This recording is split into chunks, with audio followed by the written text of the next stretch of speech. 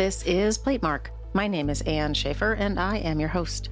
I'm an independent curator who focuses on prints and printmaking.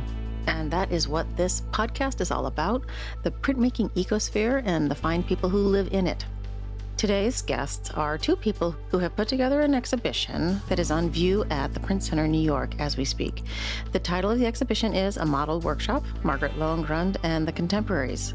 The curators are Rosenblum and Christina Weyl.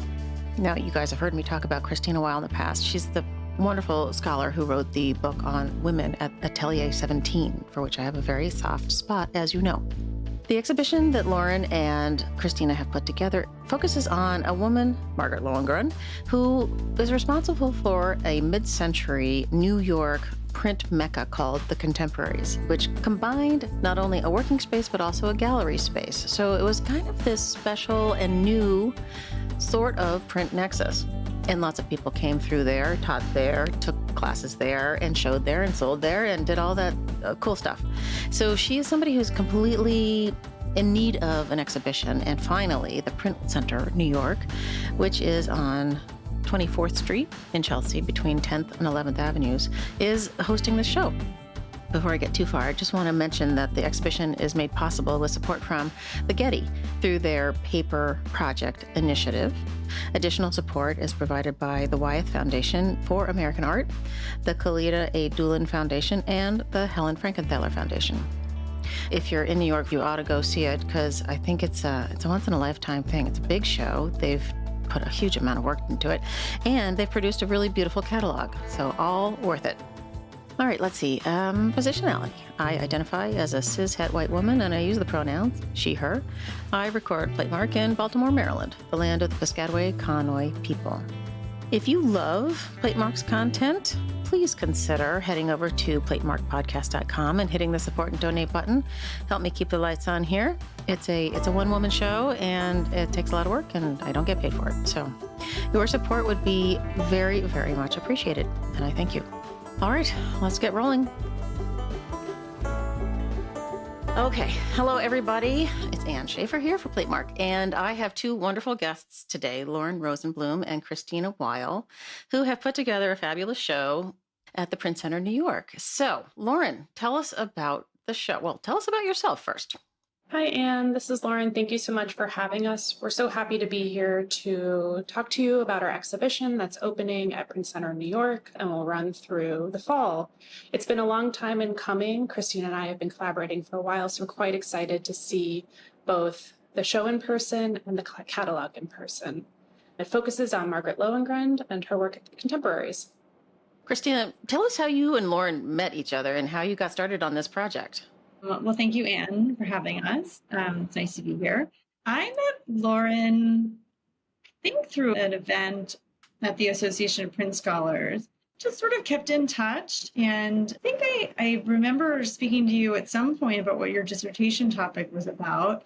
And that was kind of simultaneous to me proposing an exhibition to what was then called IPCNY, the International Print Center of New York, about female master printers. As part of the feedback of proposing that show, we kind of narrowed it down to one person, and it happened to be Margaret Lowengrund, who I'd always had a really deep, fascination with. And it turned out that Margaret was also somebody that Lauren was writing about for their dissertation, so it felt like a natural pairing.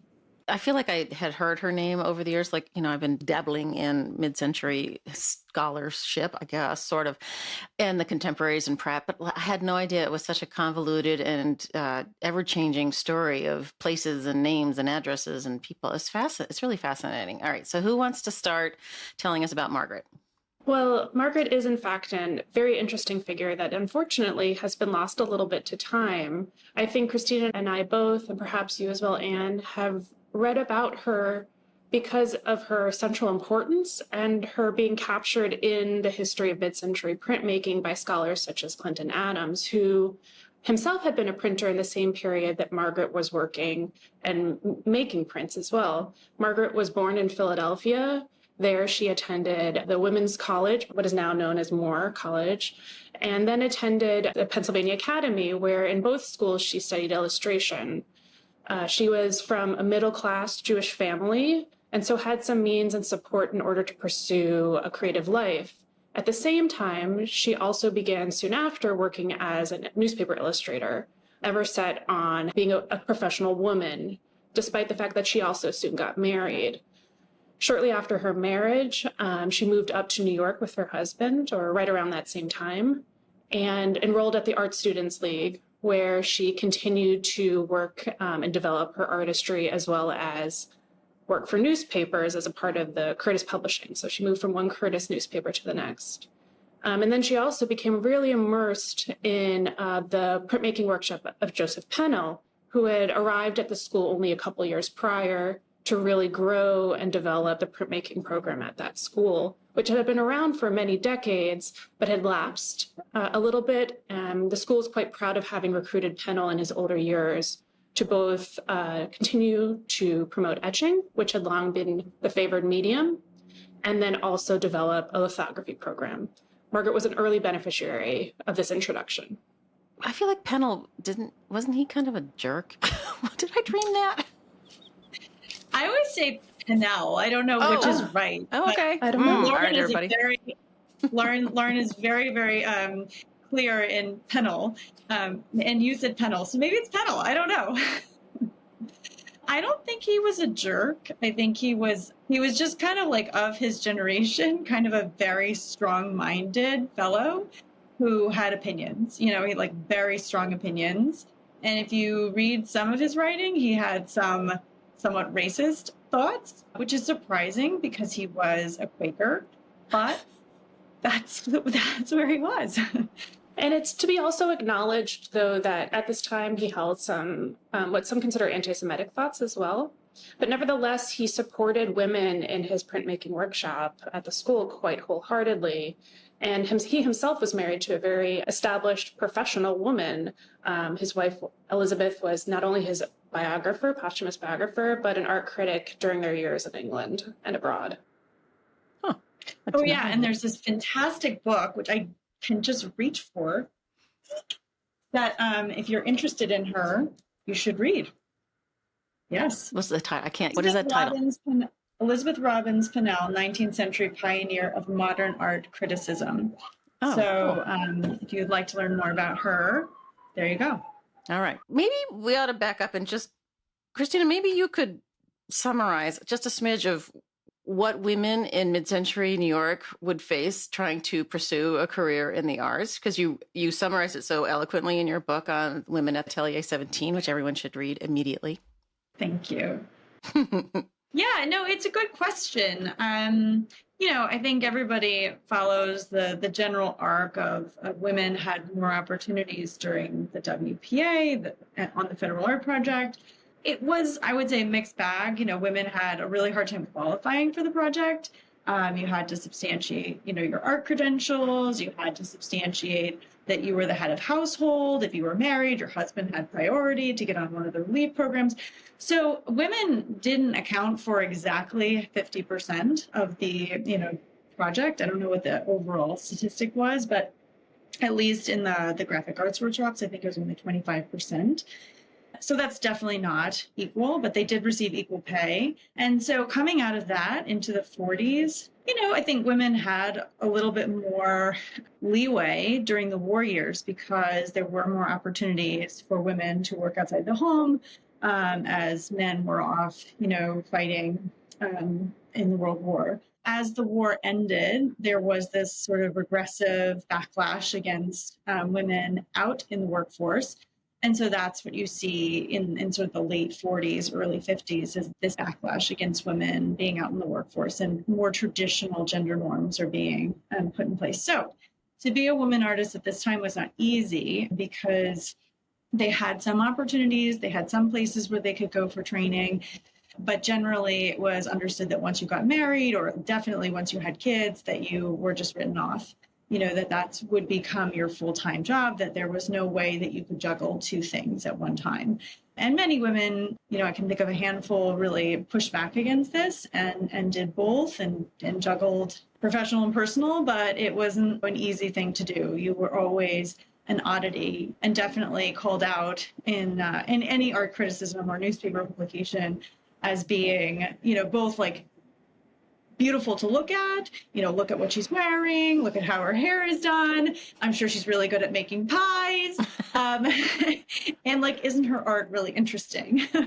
I felt like a bunch of your artists that ended up in the Atelier 17 book never even had children, making that decision to be able to be free to create. Some did and some didn't.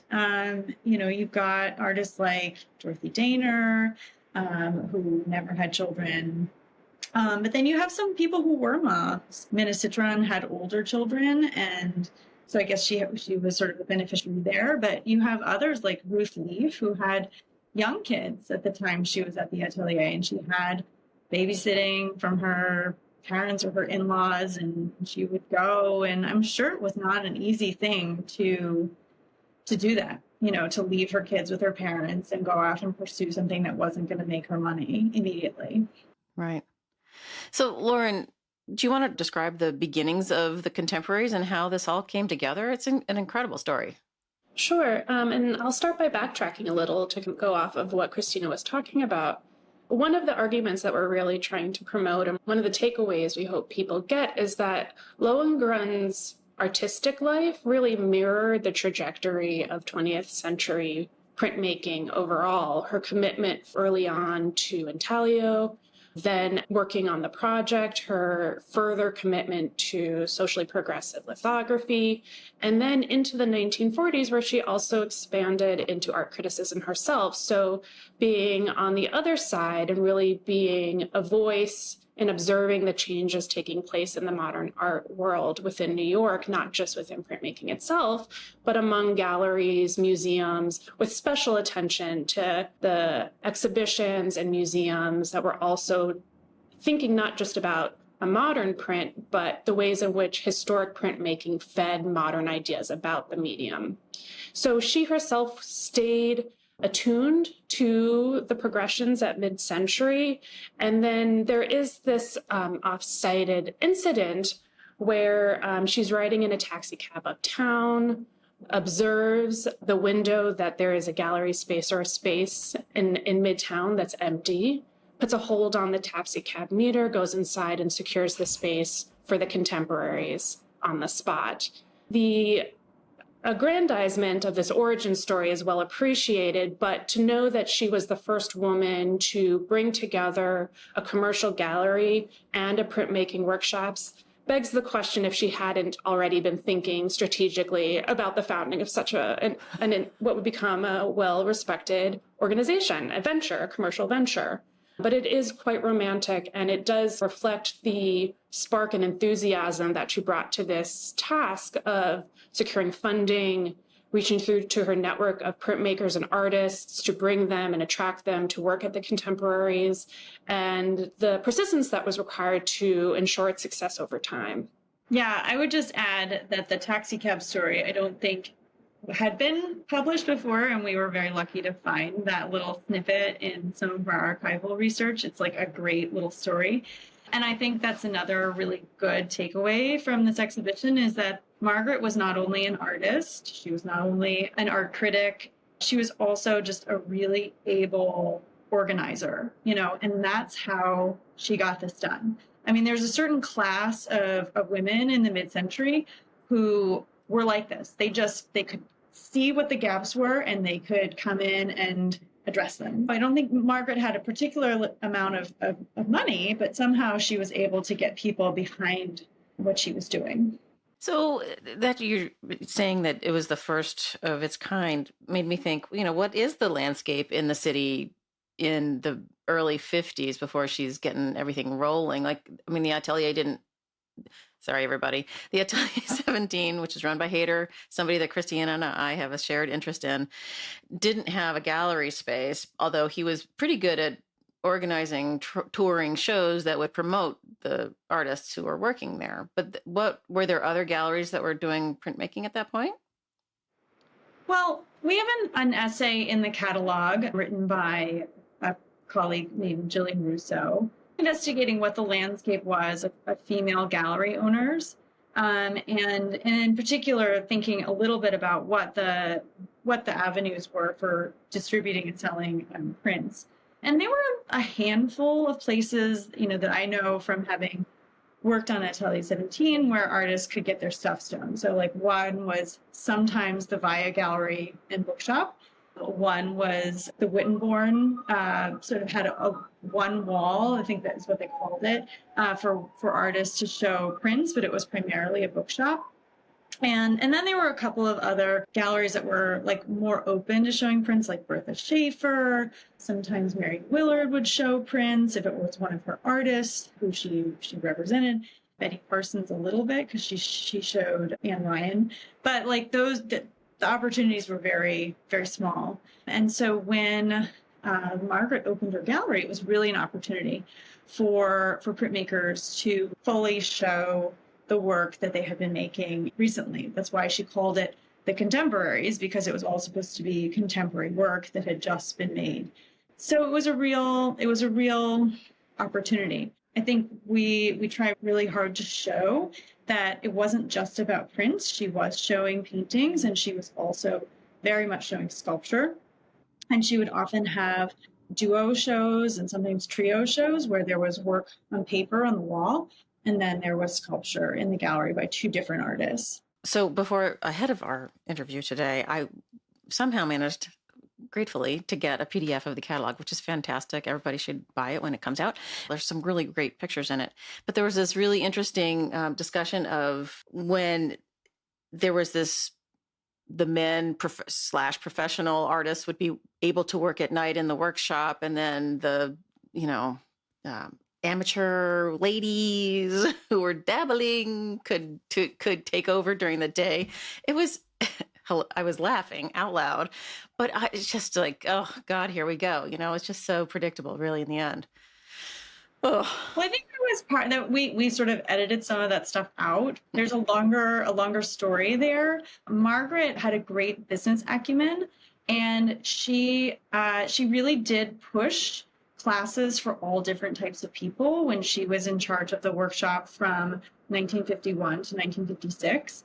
And she wanted the workshop to be used all the time and like to really capitalize on the space. So she did invite women to come in during the day and make prints. She even had children's classes. And I don't think that that's a horrible thing to do. And yet, when she died and the workshop had become Pratt, there was a lot of griping about that and about the fact that there were these so-called, dilettantes who were there during the day, and that was a detraction from the professional artists who weren't necessarily all men, but, definitely the women were called out for being in the day. But also how Margaret was able to substantiate the income and the potential of this workshop to get the grant that they got from the Rockefeller Foundation. If she hadn't been able to prove that there was need for this kind of a workshop, I'm not sure that the Rockefeller Foundation would have taken her as seriously as they did. We'll backtrack and say, I apologize for not making it clear that it wasn't Margaret who was like, you little ladies should be downstairs during the daytime. It was, other people, men later.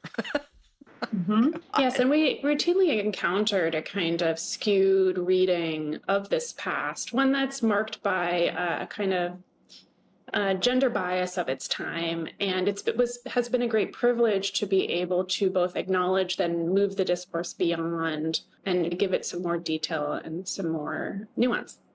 Right. No, I agree. Yes, absolutely. And another bit just to add, we edited this out as well, but there was this great exchange between June Wayne and Clinton Adams from later, because they were, I would say, friends, collaborators, obviously at Tamarind. They had a somewhat adversarial relationship in their later years. And June read Clinton Adams' book, with American Lithographers and Lithography, I think is the title, and saw the little bit about Margaret and was like, man, you're not giving her enough credit. When I think about what she did, dragging these men behind her, it's amazing, and you're not giving her enough credit. Yeah. So maybe we should do a little sort of timeline of exactly what did happen, because it's convoluted, and maybe for our audience we should clarify. Okay, so the Contemporaries, it starts in late 1951. Everybody says it begins in 1952, but it doesn't. It begins late 1951. She opens this space on Madison and 75th Street in a building that's just north of where the Whitney used to be. The building was raised sometime in the 50s to put up one of those white brick post-war buildings, where I think Christian Louboutin is now. But in any case, she was in a sort of second floor space where she had windows on Madison Avenue. It was a, quote, dumbbell shape, and she had in the front a gallery and in the back the workshop. And it was apparently very, very small. Like the workshop could maybe have 4 or 5 people in the space at any given time. And that's where she really launches the Contemporaries, and it stays there for 4 years. She's both having exhibitions. I forget what the number is, but I think she had over 100 exhibitions over that time. And she invited people to come and work in the back, to both take classes, to learn, to edition prints. It was a very active space. She had demonstrations. They did woodcut. They had Adjo Junkers there working. They had Siang Moy there teaching. They had lithography, and Michael Ponce de Leon was her sort of lithographer, and also taught intaglio. And then a few other people would rotate in and out. We've seen that Warden Day was there. Christina, before you go on, when I read in the very few moments I had to skim the catalog today about the first address on 75th and Madison, I immediately went to see when the Breuer building was built, which wasn't until 1963. So it was still just old brownstones all the way up Madison Avenue at that point. But can you imagine when the Breuer building was built in 1963, what it did to the neighborhood? Oh, my God. No, anyway, I think that at the time it was very mixed. I think her neighbors were a flower shop and a bookstore and a furrier, and she had previously written a sort of summary of what she called the uptown art gallery scene. And there were a few people up there, like Via Gallery was up there. Park Burnett had just been built recently, so that was a big draw. But yeah, I think Breuer building changed a lot. So at about this time, there's an impetus to move, part of it being that the building is going to be taken down, but also that in this meanwhile, Lowengrund has had an opportunity to think more strategically about the successes and the drawbacks to the operation as it stood, the ways in which she was constantly struggling for money, mounting so many exhibitions, and in so many ways had both a vital hub in the printmaking workshop, but in a lot of ways, as Christina mentioned, too little space, insufficient materials, and growing enthusiasm for the venture's growth. So after attempting to create partnerships throughout with different educational institutions, finding private backers with mixed successes, some do come on, but clearly not enough, she does in fact gain support from the foundation, and the Contemporaries is moved not too far away. The gallery moves to Madison at 77th, and the workshop moves to 3rd Avenue at 77th. And what was once a combined hybrid workshop and gallery space becomes a renamed Contemporaries Art Center within 2 spaces. And Christina, would you like to continue? Yes, absolutely. So then Contemporaries Gallery is operating somewhat autonomously, but it does obviously have an affiliation with the Contemporaries workshop that's over on 3rd Avenue and 77th Street. And then in 1956, October, Pratt and the Contemporaries Graphic Art Workshop, so not the gallery, became a fused entity. It became known as the Pratt Contemporaries Graphic Art Center.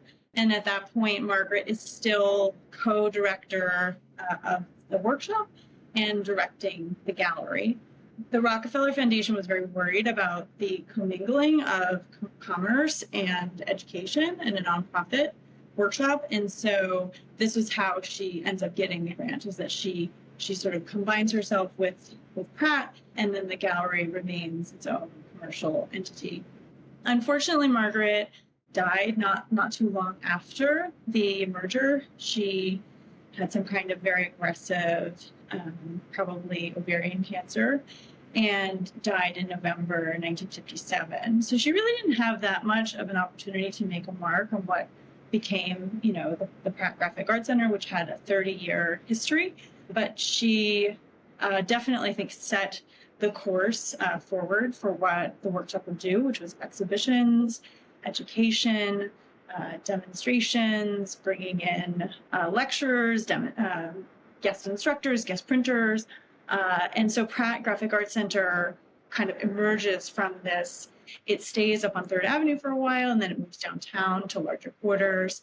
And that's where I think a lot of people will remember it, is down on Lower Broadway.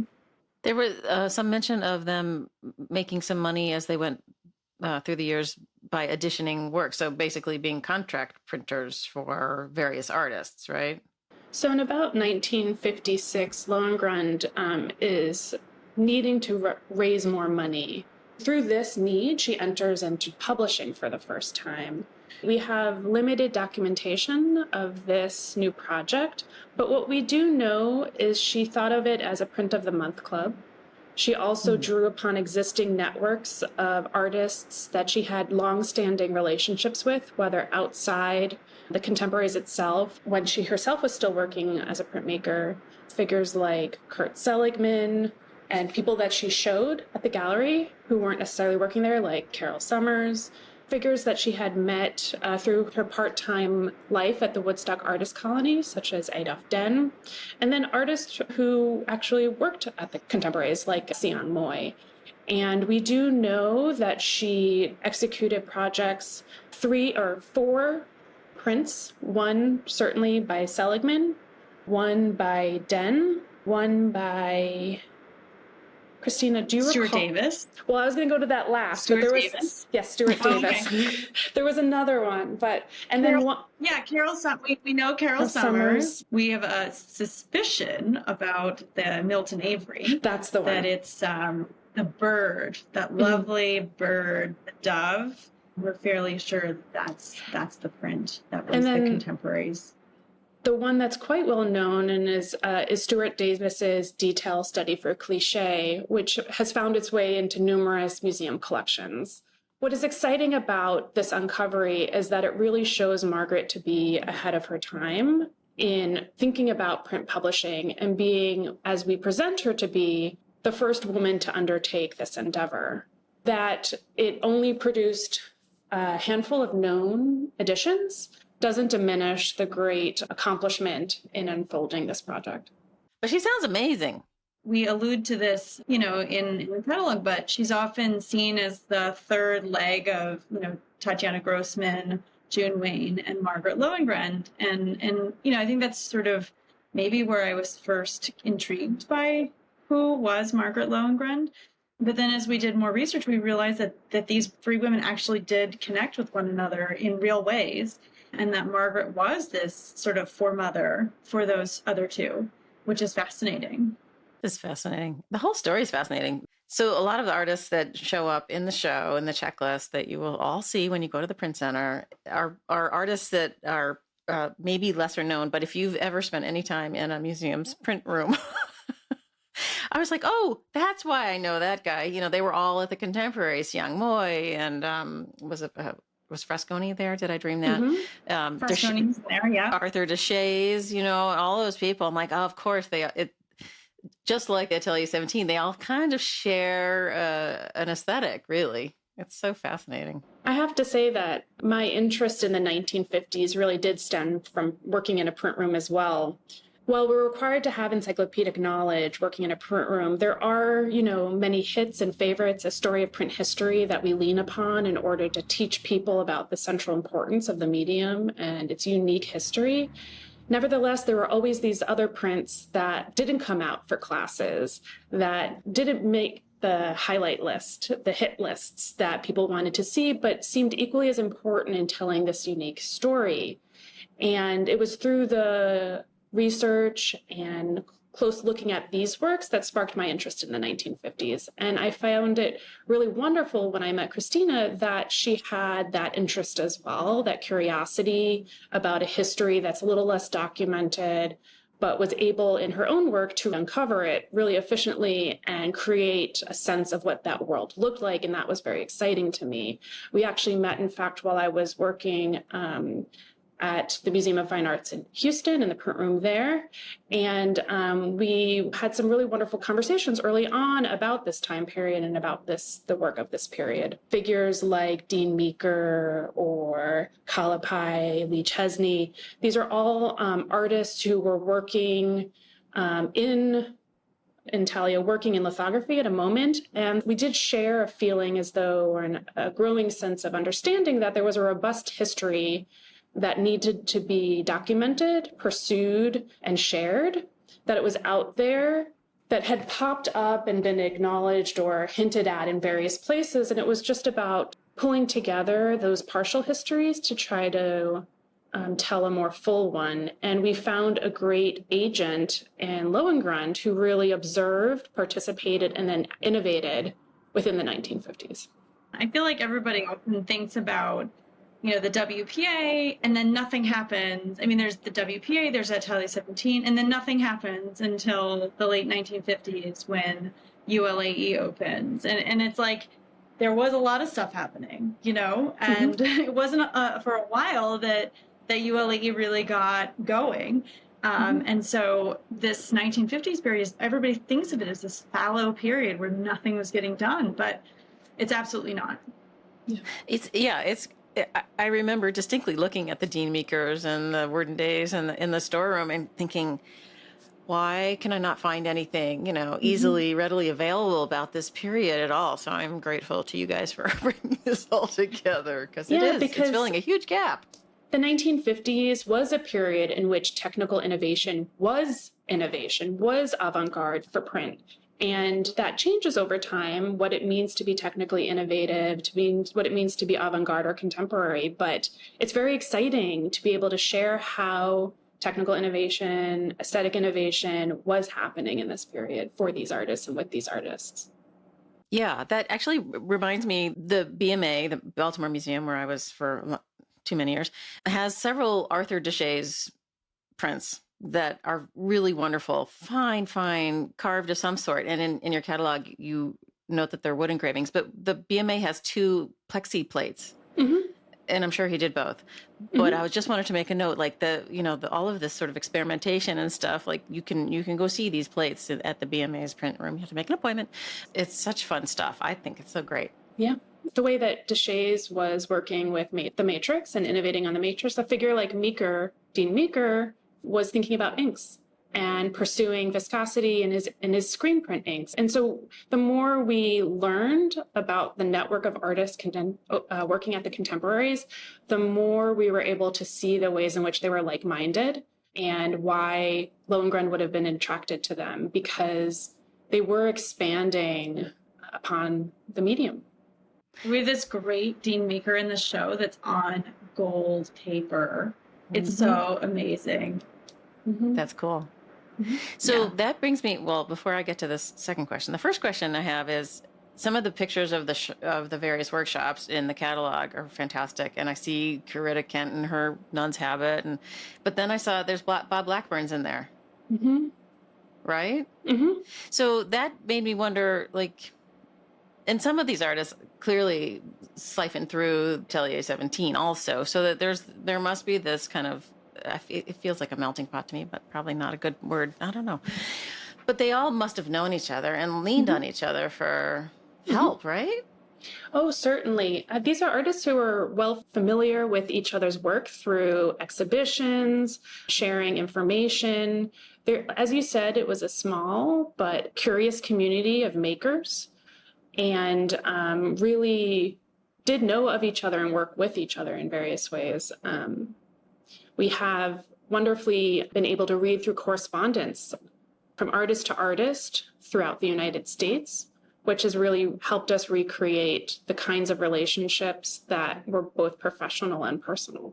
I would say that also they were competing. All of them were competing for funding, particularly as Atelier 17 closed. There was this kind of sense of, oh my gosh, what are we going to do now the center is closed, and how are we going to recreate this magic?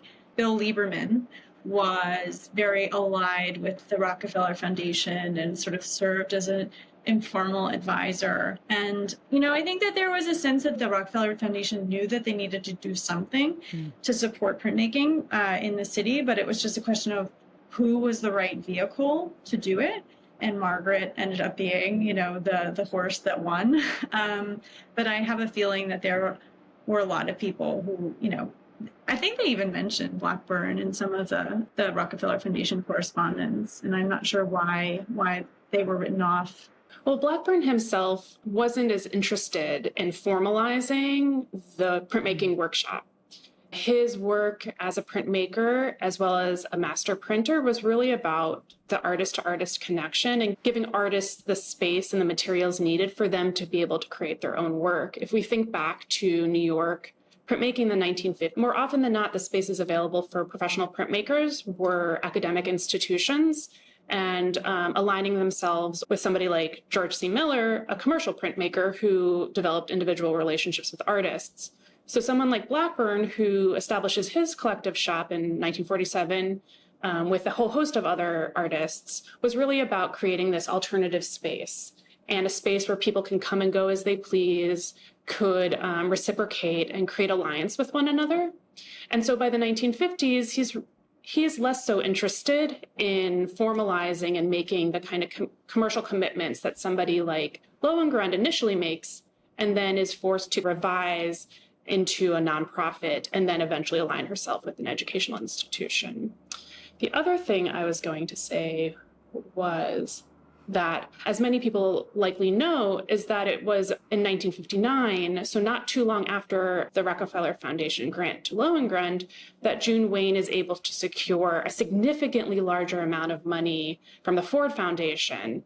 If we think about these two women and their endeavors side by side, they were facing similar challenges. It was the timing of Wayne in the light of Lowengrund's accomplishments, who was then able to directly appeal to the Ford Foundation, and the kind of burgeoning acknowledgement of the foundation itself, the Ford Foundation itself, in its growing role as an agent of soft power and the supporting of the culture in the United States to really help Wayne envision her project at a significantly larger scale. Yes, and the Pratt Graphic Art Center got a portion of that's right. That grant, yeah, which supported several artists coming from abroad to become visiting printers and instructors at the Pratt Graphic Art Center. It's so funny because it's almost like the early Blackburn and waning Atelier 17 in New York, like they're maker spaces, and Lowengrund pulls everything together, and then it all splits up again with June Wayne and Tatiana. And I mean, it's kind of fascinating. She's like this little choke point where she sticks her stake in the sand and says, we're going to do it all. And then people are like, yeah, I can't do it all. I'm going to go do this one thing or this other thing. She's got it all. I'm currently working on a dissertation at the Graduate Center, and it really is trying to understand the agents of change in the 1950s, each endeavoring a different approach to the same problem. Is how do we support a revival of lithography, and not in the kind of economic sense, but in the sense of how do we create opportunities to make prints? How do we create opportunities for artists to understand the vitality of this medium? And Lowengrund's endeavor was different than Blackburn's endeavor, which actually, in fact, was slightly different than Wayne's endeavor and quite different than the atelier model that ULA, takes on. And it was a process of exploration and took a lot of courage for each of them to stake their claim in what was then, a more dormant or a lower lying field. But we had the Una Johnson type people, like the Brooklyn Annuals and all that. Like there were people cheerleading, getting the word. It's so fascinating. There were really quite a number of these folks, and a lot of them, like Una Johnson, Gustav von Groschwitz in Ohio, they had themselves also longstanding commitments to the medium and were doing their parts within museums to really show and educate lay people, reinforce a national community of printmakers as well, and help them circulate their work. And it was really leaning on that robust network that allowed Lowengrund to share works from artists around the United States. Yeah, I would say I'm very interested in Gustav von Groschwitz, who I guess everybody called Von, because those biennial color lithography shows that he put together are really important. And I don't feel like anybody really is thinking about them or what was being put in them, or, they were major undertakings. When you go to the show, because you're going to go to the show, we have this recording of Reginald Neal making a color lithography print. And so 2/3 of it is about that. And then like the last third is this like little preview of one of those shows that was organized by the Cincinnati Art Museum. And it's really interesting to see, the breadth of work that he's highlighting. It sounds like another show on the horizon there, Christina. Well, I don't know. No. Well, I have to say, similarly, Lowengrund was very attuned to the kind of work that Gustav von Groschwitz, that Von was doing in Ohio. And in our exhibition, we recreate one of Lowengrund's annuals that really took inspiration from the work that was happening in museums. Yeah, she had these things called the Graphic Outlook, which were like comparable to the annuals at Brooklyn, where she had the best prints, contemporary prints of the year. Were there other places in other regions of the States that were doing annual, biennial things? What we can also look to in terms of precedent are the printmakers groups that were scattered throughout the United States, in the Northwest, in the Midwest, in New England. These self-organized groups were very active in drawing together the printmakers throughout their states or through their regions, and really were seen as viable and important platforms in the time. It's fascinating. Has somebody written this? I'm sure somebody's written this, and I just haven't read it. The sort of the various forms that. No one has written this. Christina has done some of this lead work in her book, and I second with enthusiasm and your promotion of it, and also your article, Christina, for the Archives of American Art on networks in printmaking is really important, and I encourage people to start there. Good plan. We'll put links in the show notes, and you all know about it. Christina's book, because I've yelled from the rooftops about it many a time. When I was looking through the catalog and just looking at the places that you were borrowing works from, I mean, it's so much work. I think people don't realize how much time and how many different places you have to go digging and reading letters. And I mean, it's insane how much, and nobody makes money doing this kind of project. Sorry, everybody. Surprise, surprise. I mean, it's insane and it's important work. So we ought to support it, people. Yeah. No, I mean, we spent so many hours Zooming at the height of the pandemic, looking for, because we wanted to recreate very specific things. You could have put together a version of this show that was just artists who were at the Contemporaries. But for us, that wasn't really good enough. We wanted to know what works were actually there, right? So it was painstaking. And then once we identified a print, let's say, so many of these prints were never editioned. And so there's like 5 copies of these things. And one might be in a public institution, and the rest are who knows where. And it's like, yeah, it was impossible. So we're very grateful to our lenders and for the Print Center of New York for sponsoring this exhibition and making sure we could have loans from, the Whitney and from the Museum of Modern Art. And I'm not remembering where else. The New York Public Library. Oh my gosh, the New York Public Library has an amazing collection of this period of work. Mm-hmm. Definitely go check out their print room. One of the things that's so difficult about this topic is that there are no archives consolidated, because when Margaret died, so much of it, I think, just got thrown out.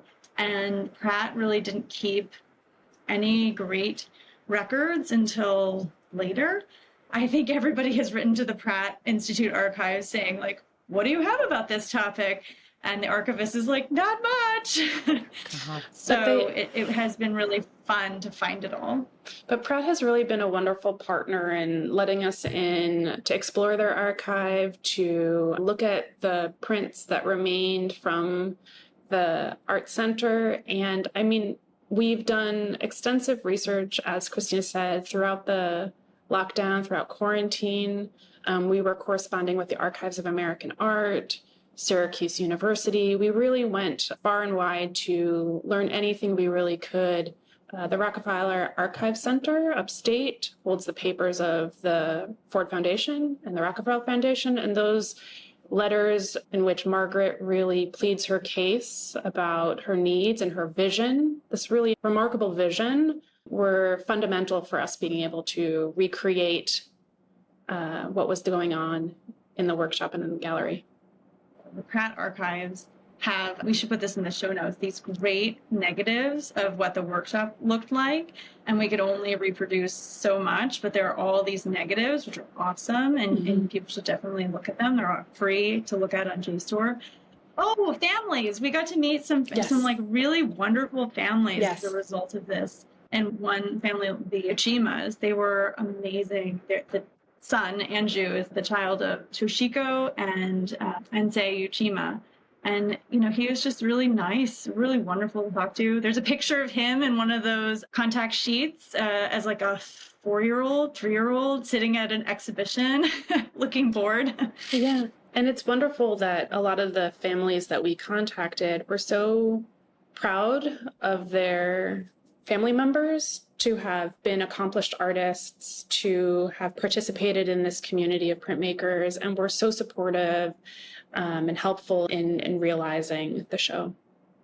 When you were talking about the Rockefeller and the Ford Foundation papers, it made me think more generously about the amount of stuff they make you put in those applications, because in the end, that is the thing that will stand as the record of what you were planning to do. And so whenever you're bitching and moaning about filling out grant applications, people, just remember that they will stand the test of time. So do it.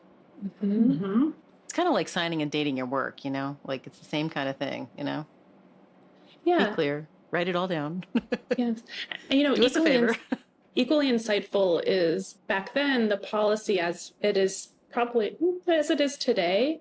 The foundations would get outside reviewers who would comment on these project proposals. And so it was equally interesting to see many of the folks in this extended network that we've already been talking about comment on one another's ambitions, check reality, or become real advocates. But you get to see the inner workings sometimes play out in these very official documents.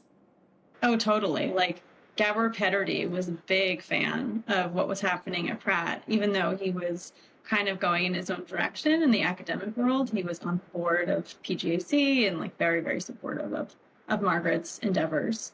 But also when, after she died, the Pratt was taken over by Fritz Eichenberg. Can you say a little bit about him? Because I find him fascinating.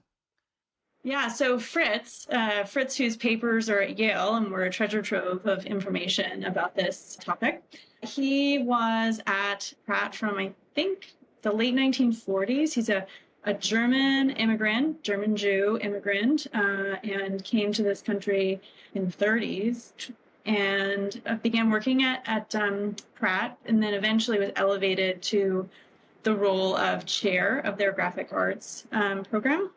It was sort of kismet that he and Margaret met. He was teaching at the Contemporaries when it was over on 3rd Avenue.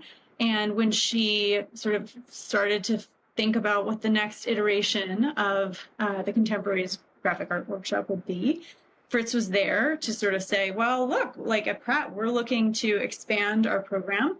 And I really want to make this alliance happen. And he went to bat with Margaret and really made it possible for the Pratt administration to get behind the idea of having a Manhattan extension. The Pratt family, who were, and I think still are on the board, were a little bit unsure about leaving Brooklyn and having this workshop existing out in the middle of Manhattan. But Pratt ultimately got on board, I think through a lot of internal machinations that Eichenberg was managing.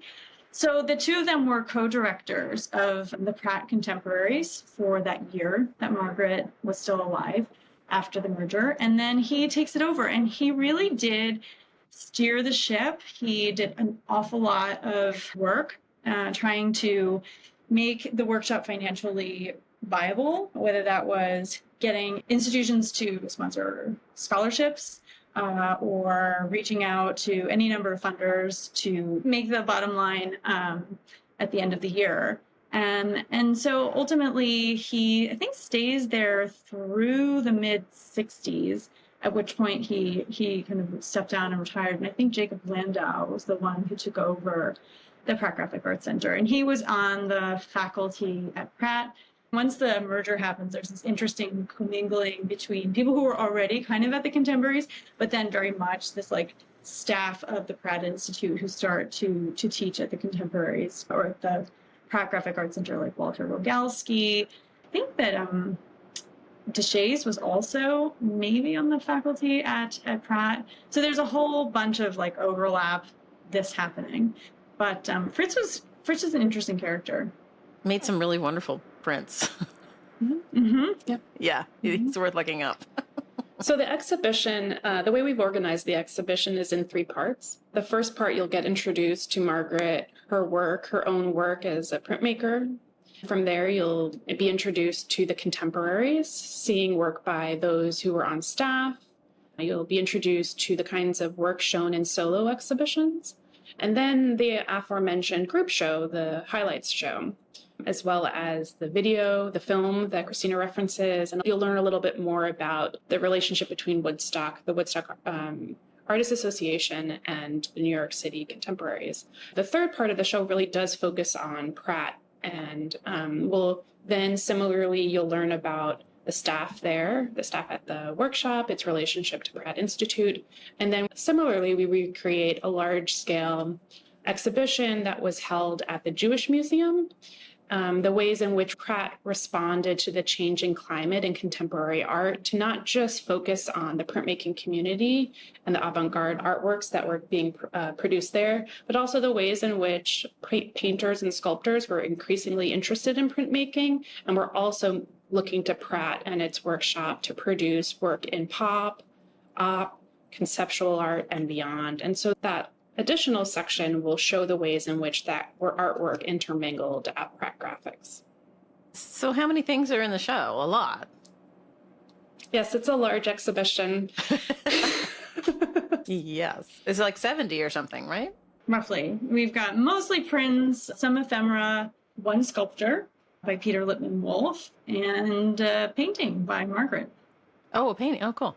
Wait, how did you decide on a single sculpture, may I ask? This goes back to scouring, looking really hard. So many of the sculptors seem amazing, and you can only find a tiny bit about them, like Jane Wazzy, Irene Hamar. I mean, these are not household names. They are not in survey texts about mid-century sculpture. They do not have papers, et cetera, et cetera. So we were very, very lucky to meet the daughter of Peter Lippmann Wolf, who lives out in Sag Harbor and is one of the keeper of that estate. And she was lovely to work with. And she found this sculpture actually also out on the east end of Long Island in a private collector's house. And so that is the sculpture that is coming to us. Wow. More footwork, people. It takes a lot. We also have to acknowledge that we were granted support from the Getty Foundation that allowed us to actually borrow these works, have them brought in, taken care of, framed, and put on view.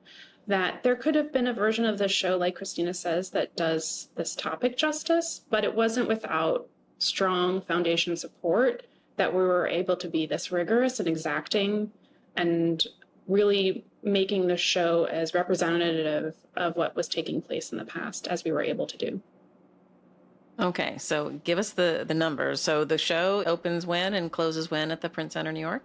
Looking at my calendar, it opens to the public on September 21st, and it continues through December 23rd, Saturday. And the catalog, the first run, how many did they print? I mean, are we going to be worried about getting a copy?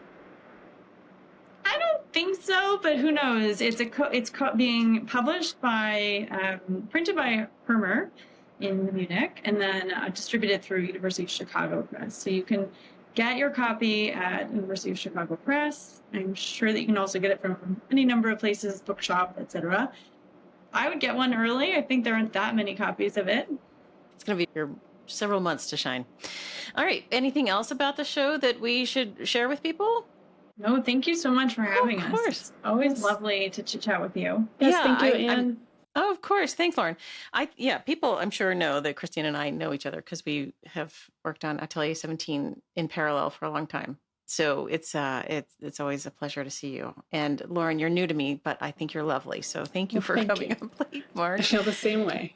Thank you. Yeah, she's, Margaret is an amazing character, and I'm really so glad that she's getting some time in the sun. It's awesome. Hey, everybody. Thank you so much for joining me for this episode of Platemark with Lauren Rosenblum and Christina Weyl, the curators of a model workshop, Margaret, Lowengrund, and the Contemporaries, on view at the Print Center, New York from September 21st through December 23rd, 2023. Now, again, the Print Center is on 24th Street, 535 West 24th Street, between 10th and 11th Avenues. You really should head over and see it before it leaves. And also you should buy the catalog, which has some really wonderful essays and fabulous images of the workshop and things that went on there. You can get the catalog over at the Print Center New York website, so head over there and click purchase. Okay, let's see what else. Oh, a reminder, if you love our content, please, I sound like an NPR announcer, but that's what I am. If you love our content, please consider donating to the cause. It's just me doing all this, and I get no money for it. So head over to platemarkpodcast.com and hit the support and donate button and help me keep the lights on. I'd really appreciate it. A reminder also that any images we talk about are over in the show notes at platemarkpodcast.com. You all know that by now. Before I let you go, I have to do my usual thank yous. First, to Michael Diamond for the use of his original music. Hi, Uncle Michael. Two, to Dan Fury of Extension Audio for his help with sound. It's terrible at it. And three, a thanks to Skip Barnhart and Lee Turner for the use of their studio sounds and my little intro soundscape. So thank you, everybody, for those. All right. And a thank you to Lauren and Christina because they were awesome guests. Thanks, you guys. So I guess that's it. We'll see you next time.